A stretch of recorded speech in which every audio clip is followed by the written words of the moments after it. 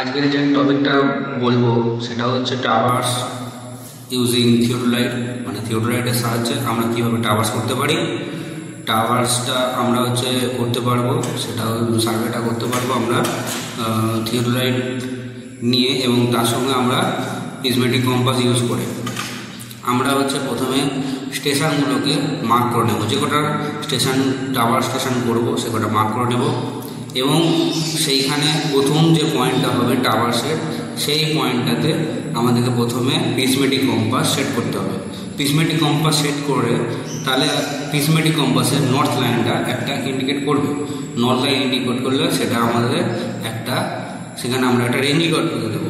রেঞ্জি রডটা পুঁতে দিয়ে প্রিজমেটিক কম্পাসের সাহায্যে আমরা প্রথম লাইনটার ম্যাগনেটিক বেয়ারিং নিয়ে নিতে পারি, অথবা আমরা সেখানে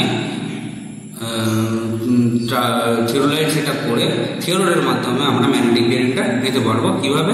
সেটাতে আমরা নর্থ লাইনটাতে 0 সেট করব এবং আমরা সুইং করব ওই প্রথম লাইনটাতে। তো প্রথম লাইনটাতে যদি আমরা নিয়ে আসতে পারি তাহলে একটা ম্যাগনেটিক বেয়ারিং পাবো।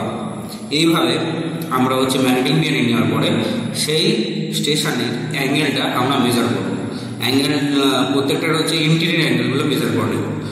প্রত্যেকটা ইন্টিরিয়র অ্যাঙ্গেলগুলোকে মেজার করার জন্য লাইনটাতে প্রথমে 0 সেট করতে হবে, এবং তারপরে সেটাকে সুইং করে তারপরে ওই পয়েন্টটার আমাদের অ্যাঙ্গেলগুলো মেজার হবে। এইভাবে আমরা প্রত্যেকটা পয়েন্টের অ্যাঙ্গেলগুলো মেজার করব, এবং তার সঙ্গে লেন্থগুলোকে আমাদেরকে মেজার করতে হবে।